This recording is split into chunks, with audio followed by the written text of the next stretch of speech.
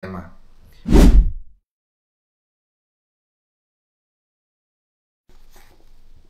Ngayon naman po, tungkol sa kampanya nitong 2025 elections, nagkwento sa akin si dating Speaker Martin Romualdez. Kinausap daw siya ni PBBM sa Tacloban para tumulong sa gastusin ng mga kandidato mula national hanggang local candidates. Ang sagot ni Speaker, naibigay na niya ang SOP collections sa Bureau of Customs na umabot sa 11 billion pesos. Dagdag pa dyan, may 9 billion pesos collection mula sa sugar na ayon mismo sa kanya ay pinaghahatian lang ng 5 kumpanya para makontrol nila ang presyo ng asukal sa merkado. At iba pa ang kita mula sa importasyon ng sibuyas na hawak naman ni Martin Araneta, kapatid ni First Lady Lisa Araneta Marcos. Kung matatandaan ninyo, noong 2022, nagkaroon po ng investigasyon sa Kamara na pinangungunahan ni Congressman Toto Swansing dahil sobrang taas ng presyo ng sibuyas. Umabot ng 600 pesos kada kilo. Gayong dapat ay nasa 80 pesos lang. Doon lumabas ang pangalan ni Martin Araneta bilang isa sa mga nasa likod ng kontrol sa importasyon ng sibuyas. Pero hindi po natuloy ang investigasyon. Ang sabi ni Speaker, tinawagan daw siya ni First Lady Lisa Marcos at ipinapatigil ang investigasyon. Kaya walang natuloy at walang naparusahan. Dahil pala, kontrolado ng kapatid ng First Lady ang importasyon ng sibuyas. Ganito rin po ang nangyari sa bigas. Noong April 2023, nagsimula nang tumaas ang presyo ng bigas. Kaya iminungkahi ko kay Speaker Martin Romualdez na kung pwede ay mag-angkat tayo ng 13 million metric tons para sa buong taon. Ang layunin ko po ay mapababa ang presyo ng bigas sa 22 pesos kada kilo. Pero hindi po ito inaprubahan ng Pangulo noong sila'y nasa Clark. Dahil doon, sumipa ang presyo ng bigas na umabot ng 55 pesos kada kilo hanggang 2024. Noong 2024, kinausap ko ulit si Speaker Martin Romualdez na kung pwede makausap namin si Secretary Laurel Chu ng Department of Agriculture at Secretary Ralph Recto ng Department of Finance para maibaba ang taripa ng bigas mula 35% to 15%.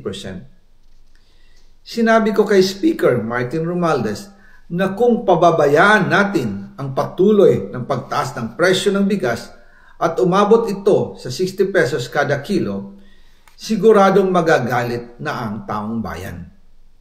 Posibleng magrevolusyon na ang mga tao at tiyak na maapektuhan dito ang mga kandidato ng administrasyon sa 2025 elections.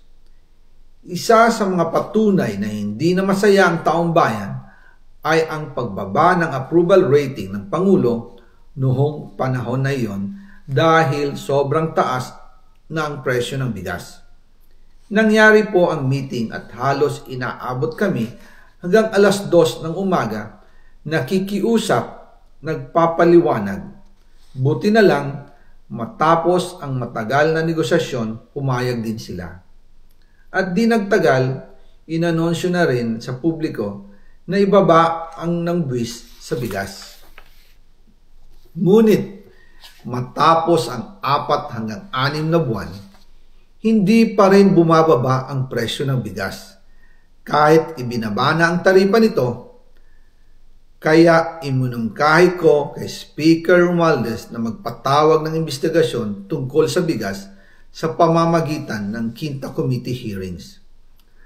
Habang iniimbestiga nito ng Quinta Committee na pinamumunuan ni Congressman Joey Salceda, bigla na lang itong pinahinto ni Secretary Kiko Laurel Chu matapos niyang ipakita ang isang confidential report.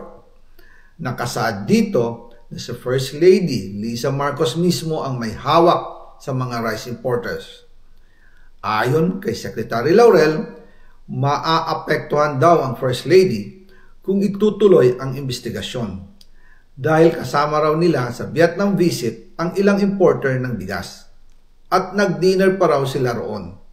At noong araw din yun, tumawag si Congressman Sandro Marcos kay Speaker Romualdez upang ipatigil ang House investigations tungkol sa bigas as instructed ng Pangulo. Magkasama kami ni Speaker Martin Romualdez nang tumawag si Congressman Sandro Marcos. Dumating din si Secretary Laurel Chu sa Manila Polo Townhouse at doon siya pinagalitan ni Speaker dahil inilabas niya ang confidential report na nagdidiin sa First Lady sa issue ng rice smuggling. Humihingi ng paumanhin si Secretary Laurel Chu at sinabi niyang, pasensya na, masyado akong naive. Doon namin naintindihan kung bakit. Kahit ibinabana ang import tax ng bigas mula 35% to 15%, ay hindi pa rin bumababa ang presyo sa merkado dahil pala sa dami ng SOP at remittance na ipinapasa sa bawat transaksyon.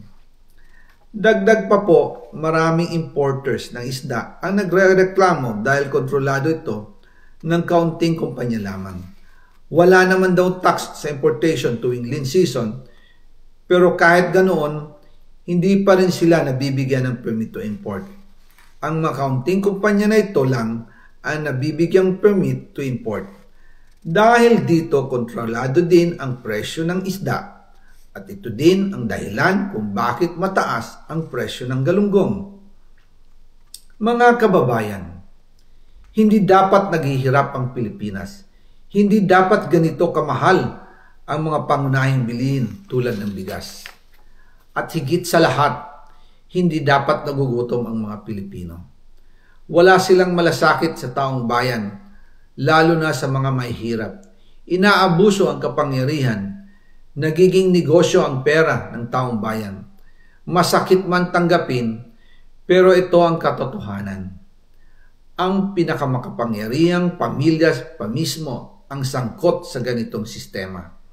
Mula sa Pangulo, First Lady, hanggang sa anak, sila mismo ang nagtatakda, kumukontrol at nakikinabang sa mga transaksyon dapat sanay para sa kapakanan ng sambayanan. Hawak at kontrolado nila halos lahat ng ahensya, kaya nagagawa nilang itago ang katotohanan.